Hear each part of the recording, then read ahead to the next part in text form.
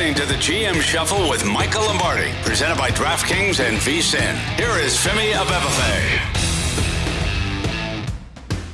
Welcome to another edition of the GM Shuffle with Michael Lombardi, presented by DraftKings and VSiN. I'm your host, Femi Abebefe. As always, make sure to subscribe, rate, and review wherever you get your podcasts. Our producer, Elliot Bowman, with us on the ones and twos. Michael, week 15, we didn't have as many dramatic results, a couple dramatic ones early on that we'll get to a little bit later, but we had some eye-opening results and some big-time results, and look no further than what we saw in Western New York with the Buffalo Bills putting the beat down on my Dallas Cowboys, 31-10, and they did it in a way that we had never seen it done for this Josh Allen era Buffalo Bills. Usually it's Josh save us. This time, though, it was the ground and pound attack. Bills running for 266 yards. I mean, if you would have told me before the game that Josh Allen's throwing for 94 yards, I would say, well, look, the Cowboys are going to kill him, right?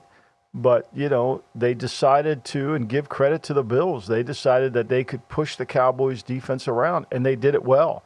And they did. I mean, I think we were worried, and I've said this before, I thought Dallas would play way better in the game. But the liability on Dallas's team is their defense.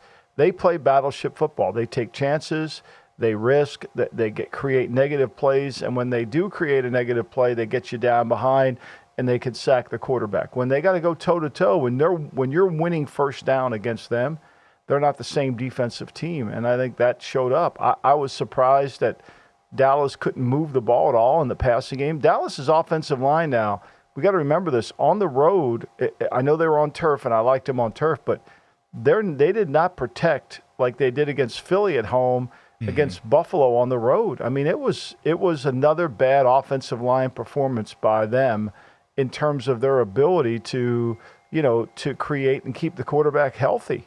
You know, there were a lot of times the quarterback was under pressure. He got hit 7 times. And, you know, for me, that's the two things that I was disappointed with was Dallas' defensive line and their offensive line, and both of them got their asses kicked. I thought it was a really great job by Buffalo because when I was watching them, it goes back to the game when they played against the Broncos. And in that game, they had success running the football, but they didn't stick with it. In this one, like, they did not go away from the run game. They pounded the ball, kept doing it. Like Josh Allen after the game said, I felt like the kid in the class in the group project that did nothing but still got an A for my grade here because like they didn't rely on Allen. It was, all right, Dallas can't stop the run. Let's not get cute. Let's just coach the game in front of us and let's continue to stick with it. I mean, how many rushing attempts did they have? It was about like 40-something? Yeah, 49. 49 for over 200 yards. I mean, you know, when it works, stick with it, right? And Cook was sensational. I mean, Cook was good, and Dallas couldn't tackle. Dallas looked like they hadn't tackled all year. And it's frustrating as a defense coordinator. If you're Dan Quinn, you're sitting there saying, I can't get control of the game. And McCarthy, you know, one of the success that this team has had has been able to play from in front, and they couldn't do that in the game. And Buffalo beat them at their own game. And credit Buffalo. Look, if Buffalo can run the ball on anybody, it takes the burden of responsibility off Josh Allen. And you've got to say right now, the way Buffalo kicked their ass, you know, I thought really Dallas was being undervalued a little bit because I thought Dallas would move the football on them. I mean, look, the Eagles, we don't think the Eagles offense is great, and the Eagles put, 37 on them? I mean, again, Von Miller's not even in the stat sheet. He's not even in the stat sheet again this week. So, but they put pressure on him. And this Cowboy, I know they lost Zach Martin during the game, but Prescott was under a lot of pressure. He was hurried quite a bit. I know one thing that you've always pointed out here with Mike McCarthy taking over the play calling for the Cowboys is he wants his defense to play less football. Well, in this game, they had to play 35 minutes of defense. Yep. Buffalo able to control the football. Dallas only had 24-55. I mean, I think it was at some point early in the third quarter, and it's like, man, this Cowboys offense hasn't been out there that much. Prescott had about 10 pass attempts or something like that just because they just simply did not have the ball. And that's the thing that if Dallas has the Achilles heel, like you've said, it's going to be defensively, and if that offense doesn't get rolling and kind of keep them in it, it's going to be a world of hurt for this run defense. Like Jonathan Hankins, that's a big thing. They got to get him back, but still, like it can't just be one guy and all of a sudden this collapses like that. They had been ran on with Hankins as well. Well, I mean, the defense is giving up yards, and we saw Seattle move the ball on them, but they could get control of the game with their offense. I mean, they only had 8 possessions in the game, Femi, and by the time they got to the second half, the game was over. They went punt, field goal, punt. You know, and they only got 6 first downs in the first half. So, you know, and what did they have? What they had 70. Basically, they might have had 100 yards in the first half. And now they're behind 21-3, and now you got to throw it. Now you got to throw it. They come out the second half drive. They go 6 plays, 1 first down. They got a punt. Game over. They did a great job. I mean, you got to credit McDermott. You got to credit the team, the way they rallied behind it, and they took the game over. I mean, they won it. The concern you got to have if you're a Dallas fan, as you are, is if Buffalo can run the ball 49 times against your team, what's San Francisco going to do? And what's Philly going to do if they ever decide to just run the ball? Yeah. I mean, that's been my whole worry this season. It's like, all right, the eventual game of having to go to San Francisco, how's that going to look? And if this is any sort of indication, it's not going to look good as we saw earlier this season. And the big thing with Dallas, and they talked about it a little bit on the broadcast, we discussed it as well, is these home road splits for the Cowboys. 7-0 at home, dominant as ever, 40 points per game, all these stats. It looks amazing. On the road, though, 3-4. And McCarthy was asked about it after the game. He said, quote, "It's a gap. That's part of my message. We play so well at home, and there's just too big of a gap in our road games. We're conscious of it. We have a long flight home to continue to talk about it and think about it." Michael Parsons also said it's unacceptable what we're doing on the road in some of these games. And they have another road game on deck this upcoming Sunday here, but is it just simply the surface, like, or is something going on in the travel? Like, they can't seem to shake things on the road. I mean, they get blocked on the road. I mean, it's really not that complicated. They get blocked on the road. I mean, now, when you only have to throw the ball 16 times in the game, 15 times in a game, you're not worried about it. But they get blocked on the road, and they convert third downs. I mean, what were they at? 60%, 50%? They only had 9. They only forced 9 third downs in the game. Yeah. They get blocked. They're fundamentally get beat up on the road. Teams can run the ball on the road. I mean, Philly scored 29 points in 3 quarters and stopped scoring in the fourth quarter. I mean, they beat Carolina, great, right? That was a big road win. But I thought Carolina in that game, Carolina would run the ball on them. They couldn't. But this all goes back to beating blocks. I mean, their front isn't as good as we think their front is. Parsons is great, but he needs more help. Yeah.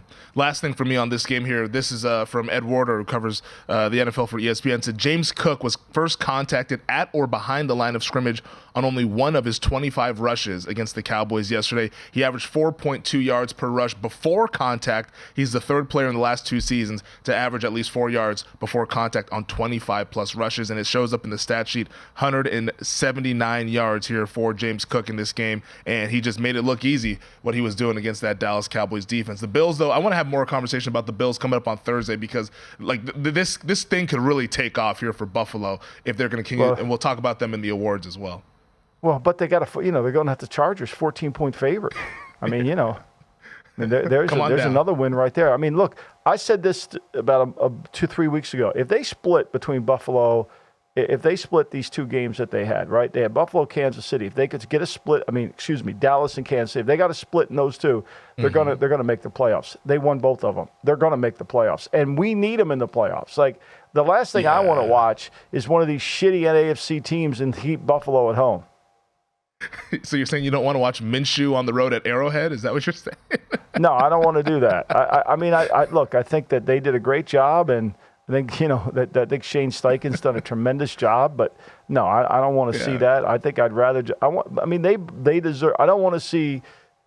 Since he's done a great job, but right now Buffalo's the 9th seed. Yeah. Houston's ahead of them.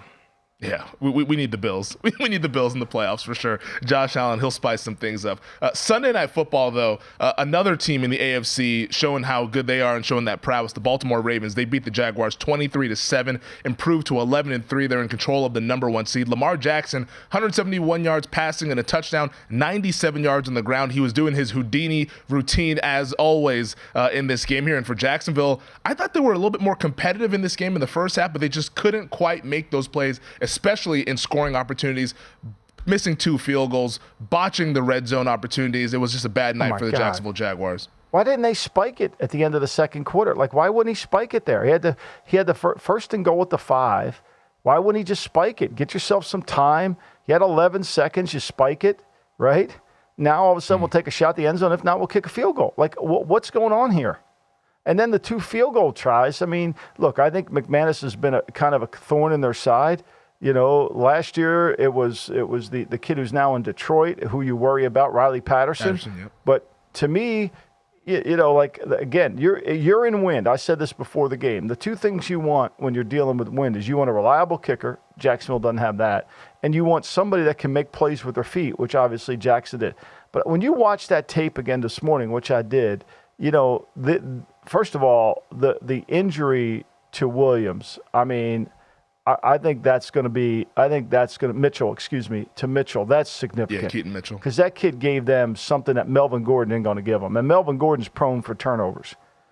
That Mitchell kid was sensational. But besides that, here's the question I think that you got to ask yourself. Baltimore is a really good team, but can they do what they did? Can they get lucky 3 games in a row to get to a Super Bowl? Because the throw to Likely was a lucky throw. Right, that should be intercepted. Mm-hmm. You can't. Can you run that style of offense? Can you kind of get fortunate 3 times in a row? Now, Likely has been great for him. He's kind of replaced Andrews, and he's been tremendous. So maybe they're going to develop some confidence with him. But look, Jacksonville's going in for a score, and Lawrence moves the ball from one hand to the other and fumbles, picks it up. I mean, there was just so many miscues by them. That they're not a detailed team. Jacksonville. I'm going to break that to you. Isn't that shocking? They're not a well-detailed team. They're not tough. They are not tough. And so when they go against a tough team like Baltimore, they struggle. I mean, you can't every answer to every problem is we'll throw Y stick or we'll throw spacing. Mm-hmm. Well, you got to toughen. So you got to be able to have some toughness. And to me, I don't see it. I've not seen it with Jacksonville all year. How many more times are they going to lose at home? How many more times are they going to lose at home? And then today, Lawrence is out, now he's in concussion protocol. Mm-hmm. The Jaguars are like the reverse Cowboys here. They can't win at home, but then they win all their games on the road. 3-5 now at home, which is just remarkable to say. But they're still 8-6 of the season. You want to talk about toughness? They allowed 251 rushing yards on 42 attempts. That's 6 a pop for the Baltimore Ravens. Conversely, Jacksonville only 75 rushing yards. If they can't run the ball, you're asking Trevor Lawrence to do a lot, and then that's also taking on a lot of risk here. And that's what we see some of these characteristic plus your receivers turnovers. Got hurt. Yeah. They lose Zay Jones. They don't have Kirk. It's hard to throw at 11 when you don't have great receivers. And all of a sudden, we now have a 3-way tie atop the AFC South. And if Lawrence misses this game on Sunday, things start to get really dicey for a Jacksonville Jaguars team that thought that they were in the driver's seat to host the game in the playoffs. We'll continue this discussion and get to the Niners as well on the other side.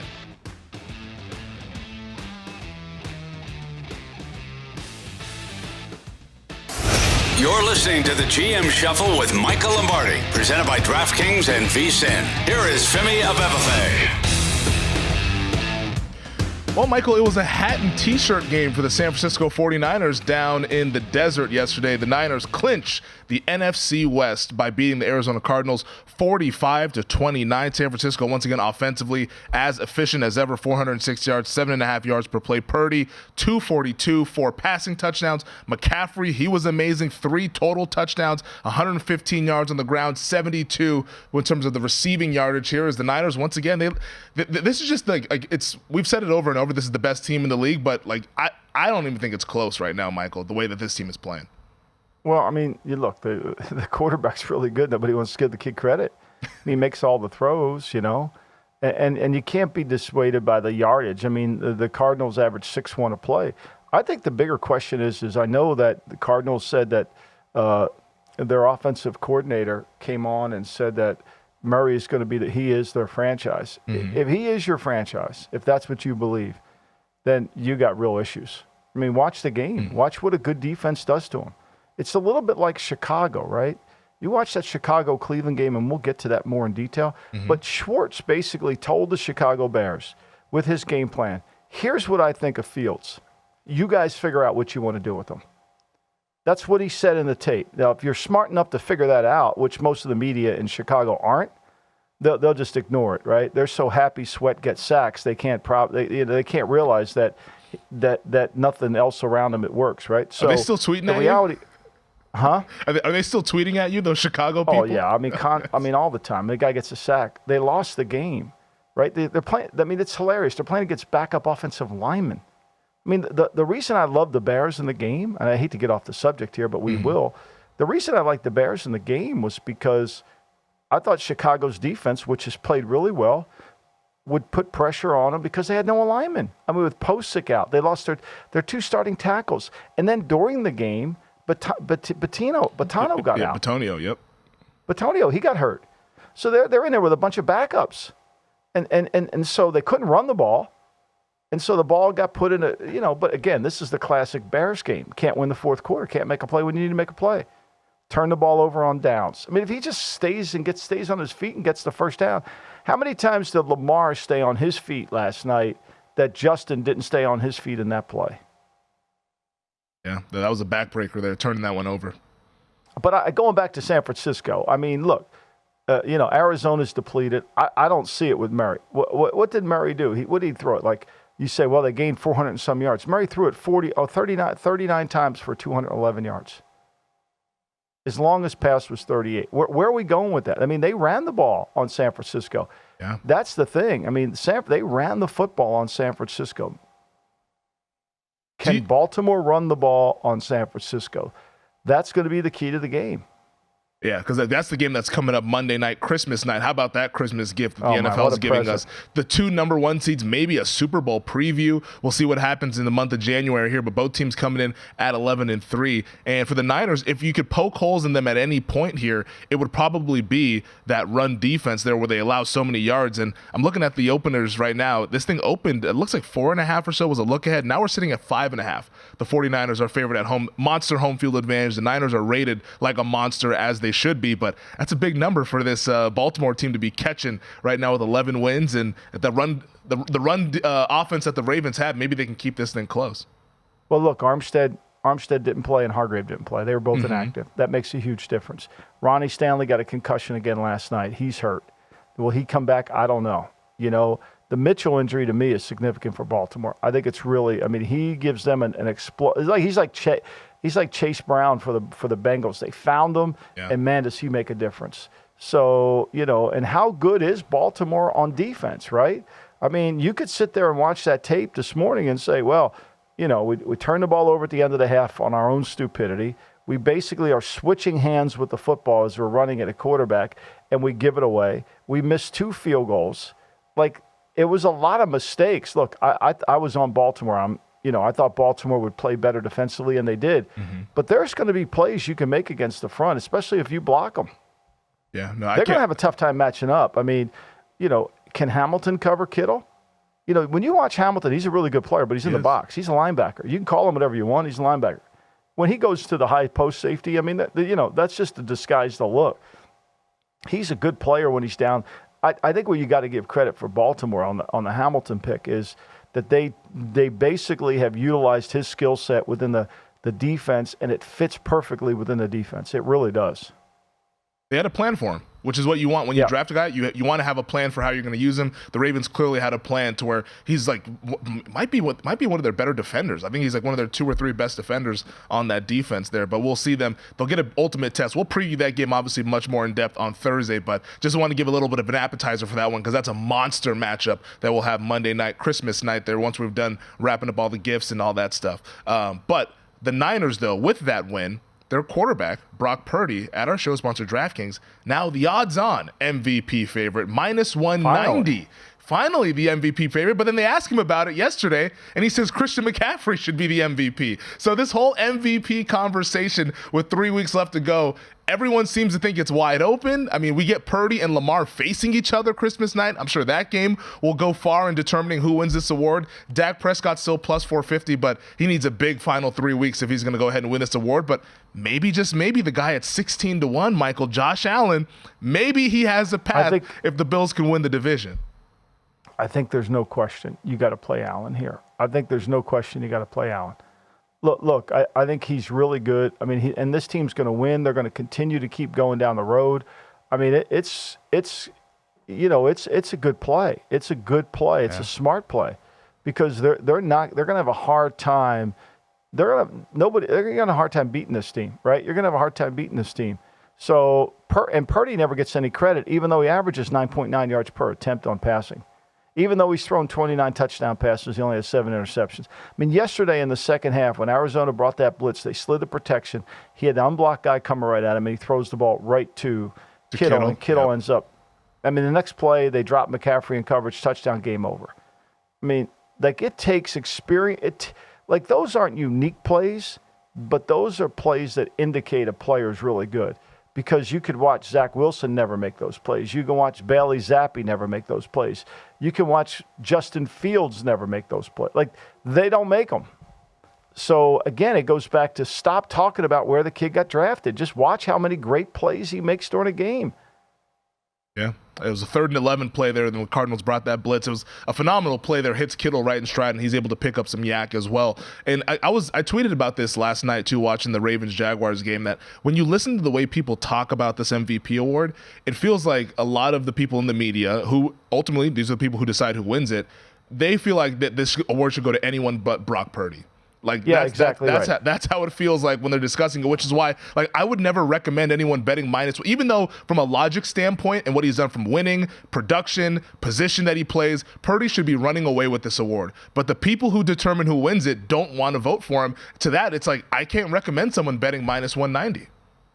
Yeah, I'm just saying to you, I don't disagree with you. I think there's no question that they would rather have anything but Brock Purdy. They don't want to admit, they don't want to admit they're wrong on Brock Purdy. Like, they don't want to admit that they couldn't even see it. Like, they weren't even aware of it on Brock Purdy. But, the narrative, every narrative is so unique, right? I mean, it's like people want Mike Tomlin fired. He's no good. People don't say shit about Robert Saleh. He's okay because he lost Aaron Jones. That's quarterback fine. got hurt. Quarterback got hurt. Meanwhile, Kevin O'Connell's fighting through with no quarterback. Kevin Stefanski's lost all his quarterbacks, right? Cincinnati loses their quarterback. But, Robert gets a pass, even though he's 33% winning percentage. But let's just give him a pass, even though it was probably one of the most embarrassing games of the year, especially considering that in thought, you think, okay, they're going to be able to go in there with their defense. Tyreek Hill's not going to play. They're going to slow it down. If they don't turn this thing over, it's going to be a close game. Not so fast. Yeah, that was a bad performance from that Jets defense. They lose 30-0 against the Miami Dolphins, and I'll give Tua some props here. Like, we had big questions with, like, if Tyreek is off the field, what's going to happen? He was able to make some connections with Jalen Waddle. Waddle had 8 for 142 and a touchdown. Tua 21 of 24, 224 and a touchdown there. Raheem Mostert with 2 more. Mostert has 20 touchdowns on the season. That's pretty remarkable there. And this Dolphins defense put the absolute clamps on the Jets offense. The Jets, Michael, do you realize 1.9 yards per play? I was looking at the broadcast. I had the game on one of the side TVs, and at one point the Dolphins had 3 touchdowns and the Jets had 3 total yards. Like that. I mean, that's what happened in the game. I don't know why if I'm Woody Johnson should just give the charter of his franchise to Aaron Rodgers. It's what he should just do, because everything is under the umbrella while Aaron's not here. Everything, like the incompetence in the coaching, the poor game planning, the decision making. I mean, you can't get any worse offensively. You just can't. You cannot get any worse offensively.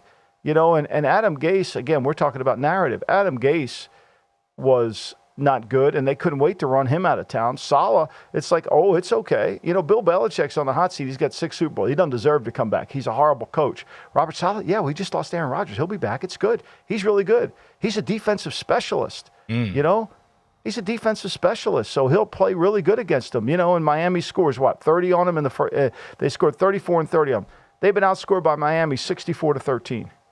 64-13.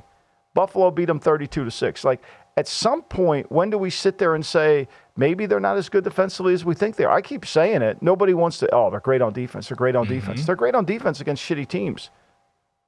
Yeah. I mean, that's. I couldn't have said it any better there. And Jake Asman, who is a big Jets fan, he covers the Jets for the Jake Asman Show. He tweeted this yesterday. Said, Aaron Rodgers getting hurt is not an excuse for the Jets to have scored 0 or 1 offensive touchdown in 12 of their 14 games. 0 or 1 offensive touchdown in 12 of their 14. Like that's. They're gonna run it back. They just think if we put Aaron Rodgers back on this team, everything's like, all of a sudden Becton's going to become a better player. Dwayne Brown's going to be 100 years old. Like, we're just going to get better. And this offense, which is day one installed the West Coast with no creativity, no run game whatsoever. I mean, the opening game they ran for 172. With Denver, they ran for 234. They haven't. The last 100-yard game was against the Raiders as 108. They can't run the ball. Yeah. and they've officially been eliminated once again from the playoffs. This is the longest active Well, he should get a promote. He should be back. You want to bring a 33% winning percentage coach back. You want to do it. You really need to do it. Longest active drought in North American sports currently going on in NFL, NBA, MLB, and the NHL is the Jets playoff drought now. Haven't been in the postseason since 2010, and it's going to have to wait another year. We'll see. Once we run it back in 2024, all will be well. Maybe. All right, we'll discuss Staley next.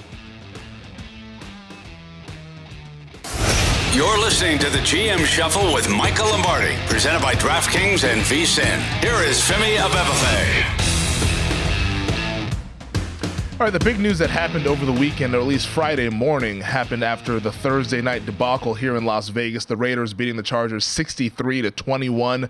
Thus, the firing of head coach Brandon Staley and the general manager Tom Telesco. Dean Spanos, the owner, had enough here. And we've talked a lot about this. We talked about it on our Saturday version of the Lombardi Line. We encourage everyone to go ahead and subscribe to that. And Michael had really great thoughts here on this, the firing of Brandon Staley and what might be the reasoning as to why the Chargers continue to fail at this. But we want to kind of spin it forward since it's been a few days since the news here. And I know you had something that you wanted to do with the owner, Dean Spanos, and some of the other owners who have fired their coaches like David Tepper and maybe like Josh Harris might do at the end of the season. What they need to do to kind of get their organizations going in the right direction.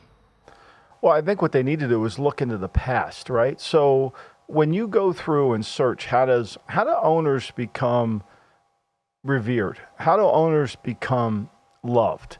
And they do this because they make really good hiring decisions. And how do owners become hated is because they make bad decisions and then they're accused of meddling. So let's take Clark Hunt, right? Clark Hunt hires Scott Pioli and he lets him run it. And it kind of falls apart on him. So basically what he does is he makes a decision. I know why I'm wrong. I know what's wrong here, okay? I know what's wrong. I know why we've went to a playoff game with Matt Castle, and I know why we've lost. And so here's what I'm going to do. I'm going to make one phone call. I'm going to call Bob Lamont on the phone, and Bob Lamont's going to tell me, Andy will only interview with you if he has total control, he picks the staff, and the building gets cleared out.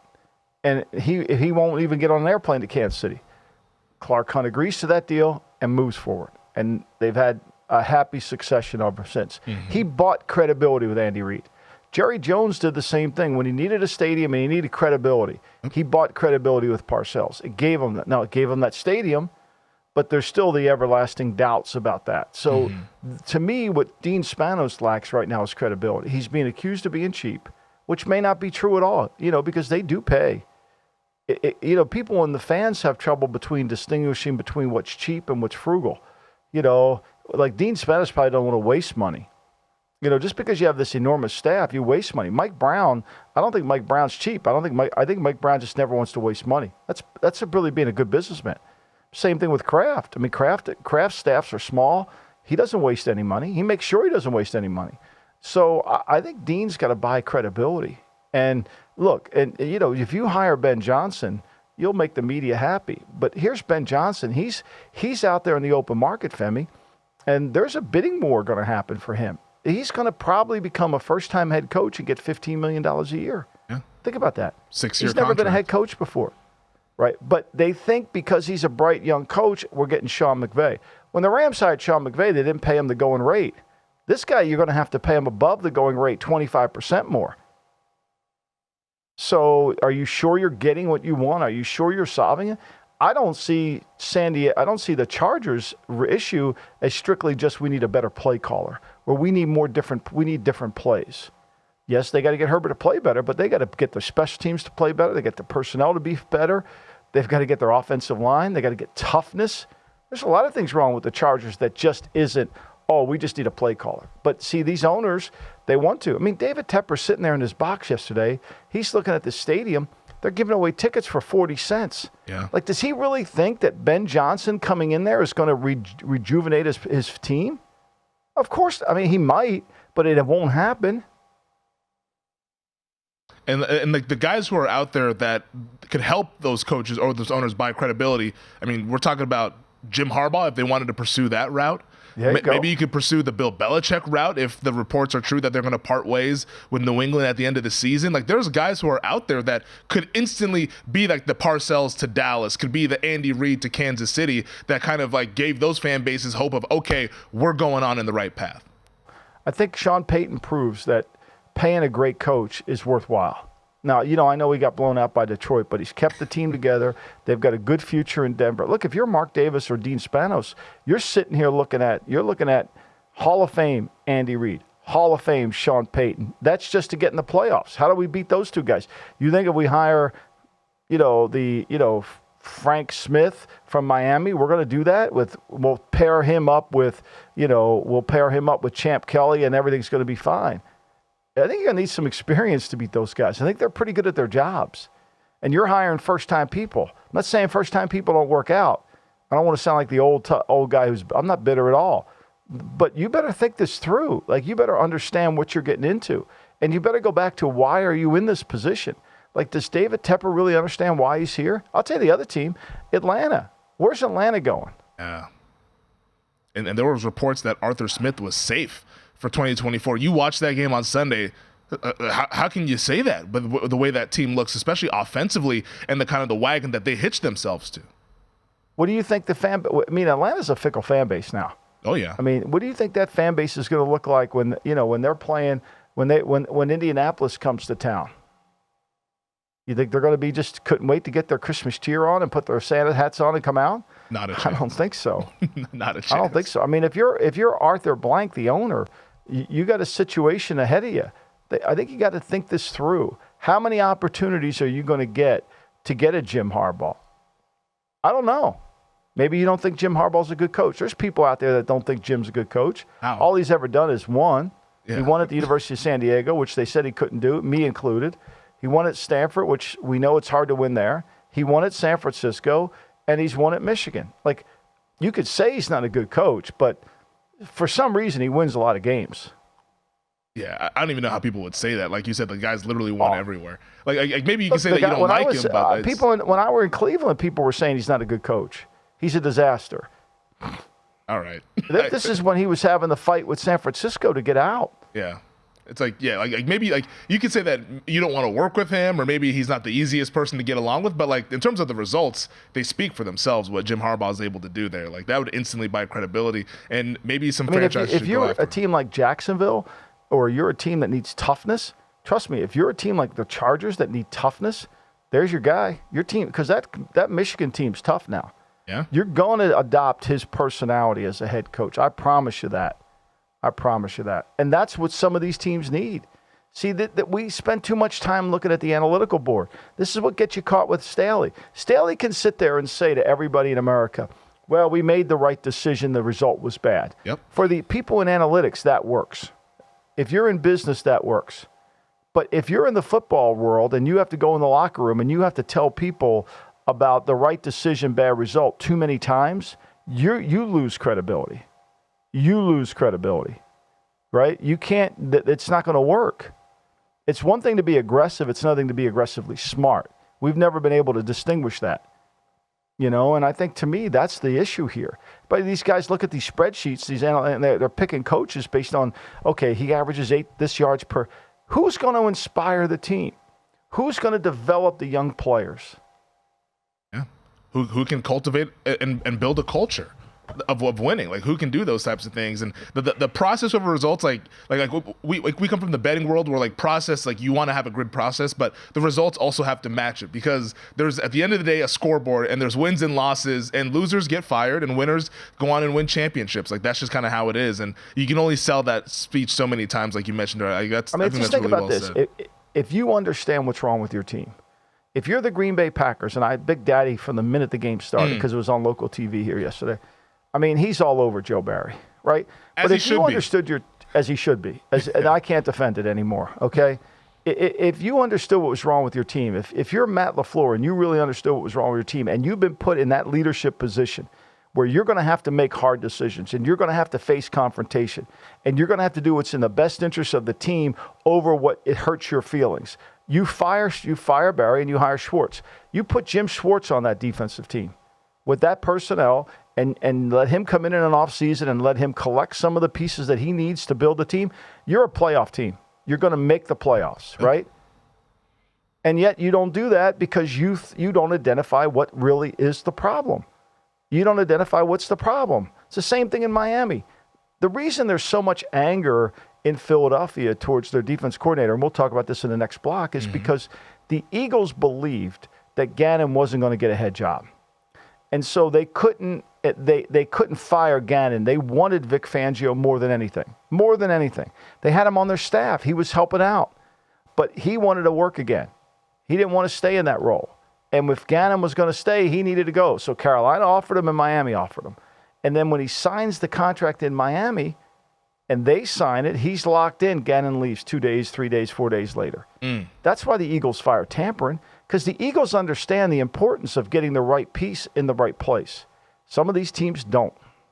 Wow. And it's fortuitous, like the timing on that whole thing there, to where, it's just a couple days and all of a sudden now it's Sean Desai, who, like, we'll talk about that in the next segment here, but the Eagles' defensive play calling has all of a sudden become a thing now after a couple losses to the Niners and the Cowboys. We have a couple minutes left here, Michael. I want to talk about this AFC playoff picture because we saw it kind of shape into, kind of round into form a little bit here after Saturday's results. Colts beating the Steelers. We saw the Cincinnati Bengals get a win over the Minnesota Vikings, to where now with Cleveland's win, they're squarely in that 5 spot at 9-5, but you have 4 teams at 8-6: Bengals, Colts, Texans, Bills.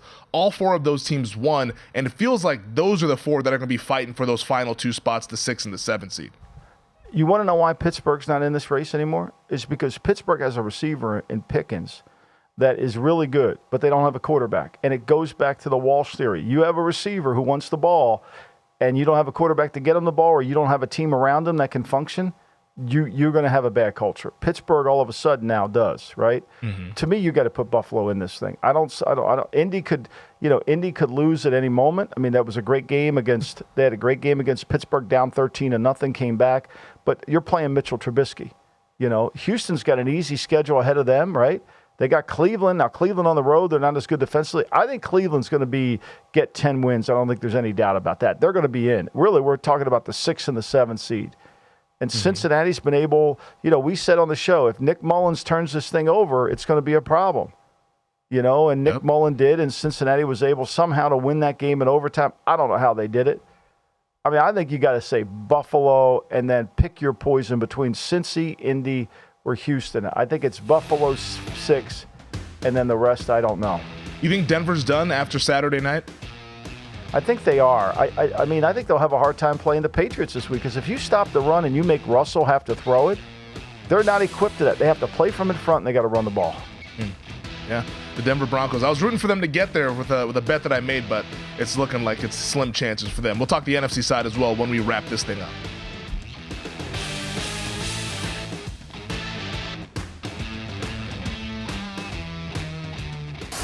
You're listening to the GM Shuffle with Michael Lombardi, presented by DraftKings and VSiN. Here is Femi Abebefe.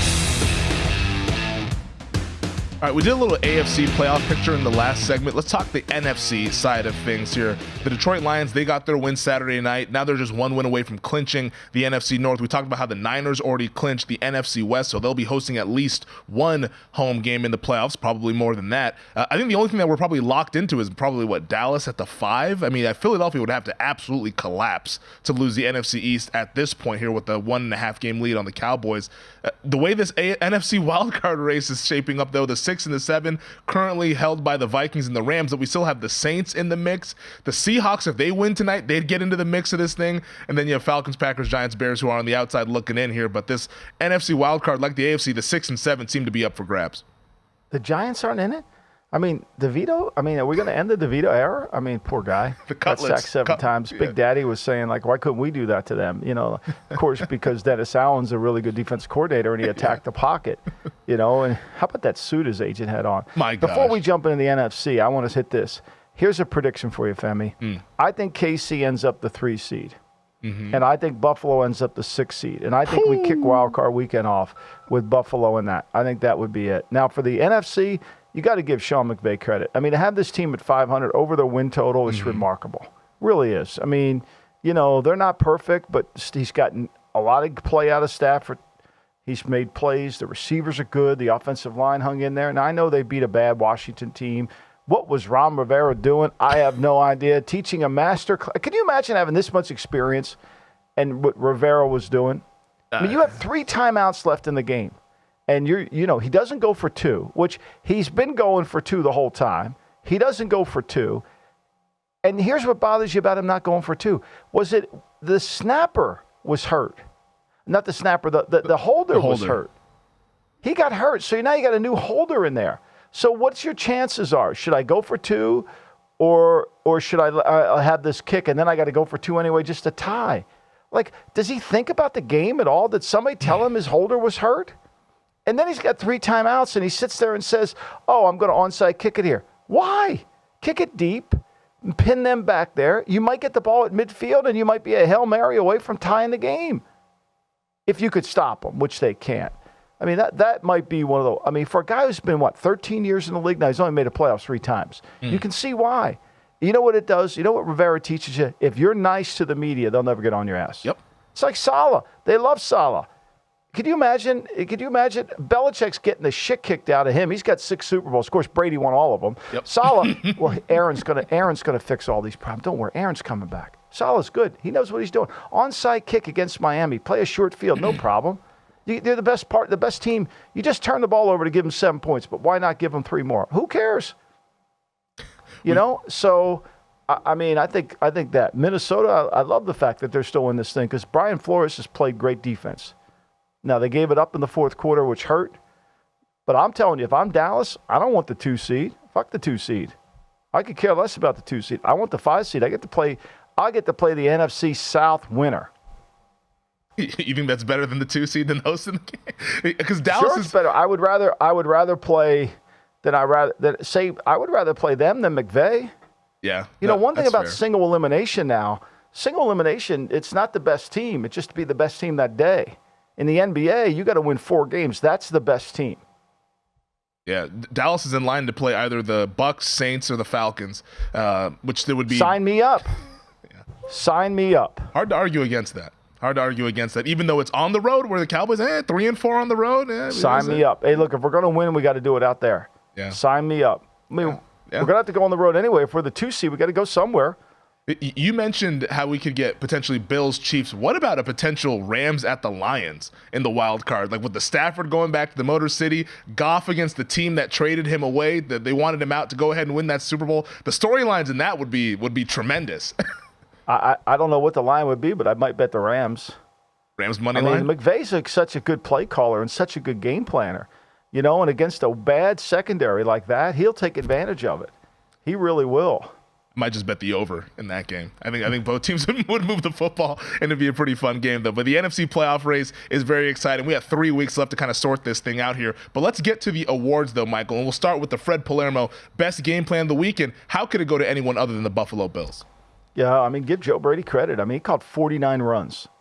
You know how hard it must be for a guy who wants to throw the ball, call 49 runs? But they worked.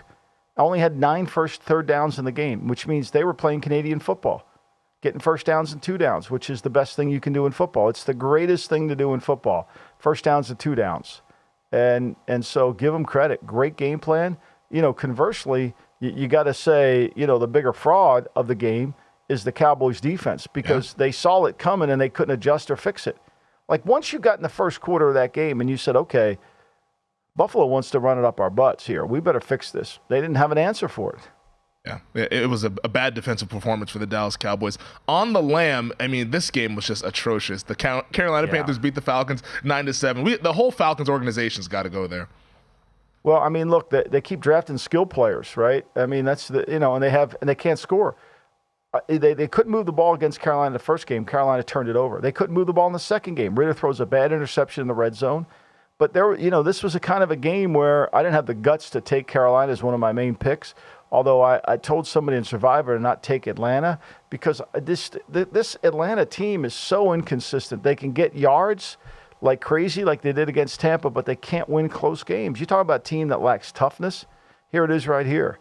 Wonder what Atlanta will do. I know they say Arthur's safe, but Arthur Blank has got to sit there and say, wait a minute, hold on here.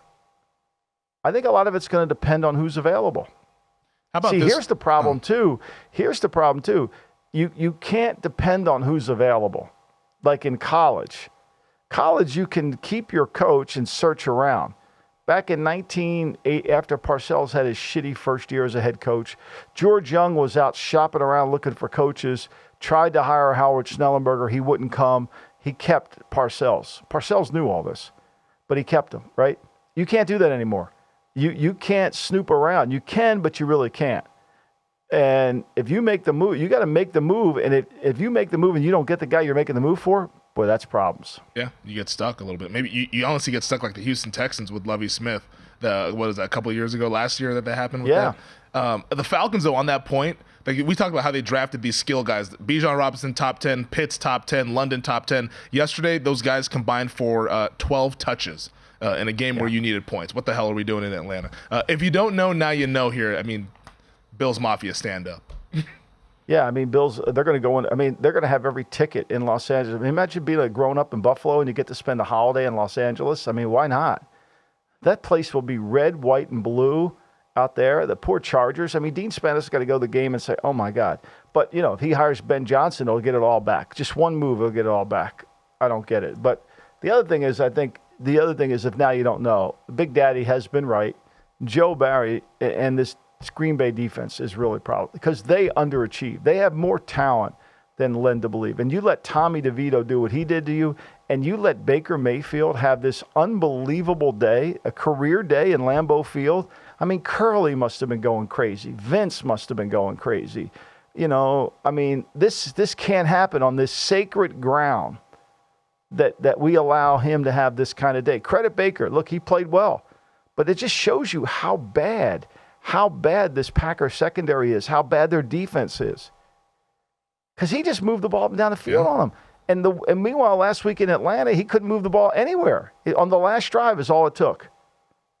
Baker Mayfield yesterday, 22 of 28, 381 passing yards, 4 touchdowns, becomes the first visiting quarterback ever in the history of football to have a perfect passer rating at Lambeau Field. On the sacred turf. On the sacred, like you said, hallowed ground. And here we go. Baker Mayfield lighting your ass on fire as the Bucs beat the Packers 34-20. It is what it is, obviously Joe Barry, like Big Daddy was right. Like we deserve to give Big Daddy his credit for that one. He saw it before we did. Monday Night Football, we typically don't spend a ton of time on this one, but this game big and has big implications with the quarterback availability. Jalen Hurts, he's under the weather, dealing with an illness. Sounds like he might be able to go, but for Seattle, we thought Geno was going to be able to go with the groin injury. Sounds like he's gotten worse, so we could be seeing Drew Lock starting at quarterback for the Seattle Seahawks. And then, of course, the defensive play calls, now Matt Patricia calling the plays on defense for the Philadelphia Eagles. A lot going on here tonight. Well, like I said earlier in the show, right, the Eagles do a really good job of supporting the coach, right? They support the coach. They make sure that they're not the kind of team where they say, okay, we hired you as the coach and now you're on your own. They literally have an infrastructure set in place, and they're collaborative in that. And even though it's not something that I'm accustomed to or seen, it works really well for them. It works really well for them. And like I also mentioned, they wanted Vic. They couldn't get him. And so Sean Desai, they've got to find a way to make him a better coach. They bring in Matt Patricia, and now I feel like their locker room must be sensing something. They're going to let him call it. Now, Patricia comes from a 34 scheme. Sean does too. It's Vic's scheme. I could see it kind of blending together. But I don't think it's about what the calls are. I think it's really about what's the adjustments are. What's the game plan? What do we need to do? I think a lot of that methodology that you learn in New England, it has to come into play. Every game's different. Here's what we have to do. Here's how we have to make them play left-handed, because this is a game that is they're at a disadvantage when Seattle's on offense. Now, I thought this line was moving to Seattle because Geno was playing, but I think it was moving because Hurts. The book knew he was sick. Now it's moving back to Philly, right? And that tells me that Drew Lock's going to play, and take your chances now. Yeah, and I'll credit the Philadelphia Eagles, because something that they do is they're not afraid to make some changes. I remember the first year under Nick Sirianni, when Sirianni was calling the plays and they said, all right, guys, this isn't working. They let Shane Steichen call the plays, and that's when they really started to take off in the second half of that season. Obviously, last year they had the hell of a season that they had here, and we now have known Shane Steichen, really good play caller. But the Eagles not afraid to make changes. They make this change, even though it's late in the year. They felt that they needed to do something with that defense. Well, look what they did for Gannon. They brought Vic in to help Gannon. They brought Vic in to help the offense. I mean, they did it. They see the problem as it's ongoing, and they try to fix it. And they'll be able to spin it PR-wise. Watch the spin tonight. We'll listen to the spin tonight. We're not firing Sean. Well, you really are when you put him up in the booth and you let somebody else. I mean, his job description says he gets to call the plays, but he's not. But they're good at PR, too. You got to be really good at PR to make this move, right? It's a reassignment, Michael, is what it is. It's just a reassignment. It's not a firing or a demotion. Who do you think wins the game, Eagles and the Seahawks? I think Philly wins. Same. Yeah, I think the Eagles get back on it, and then Seattle, for them, probably the end of their playoff hopes there in the NFC. There might be changes in Seattle, too. Might be. Is that a tease for Thursday? Well, I mean, I think Pete's at a point where he's got to evaluate himself. All right. We will talk to you guys on Thursdays. Thanks, as always. Subscribe, rate, and review.